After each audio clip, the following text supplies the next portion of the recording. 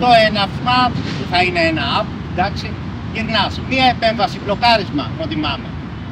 Μία επέμβαση και δεύτερη επέμβαση αμέσως μετά στην αντίθετη πλευρά από την πρώτη. Δεν ξέρουμε ποια είναι η πρώτη πλευρά, απλά ξέρουμε ότι η δεύτερη είναι αντίθετη στην πρώτη. Hop. Hop.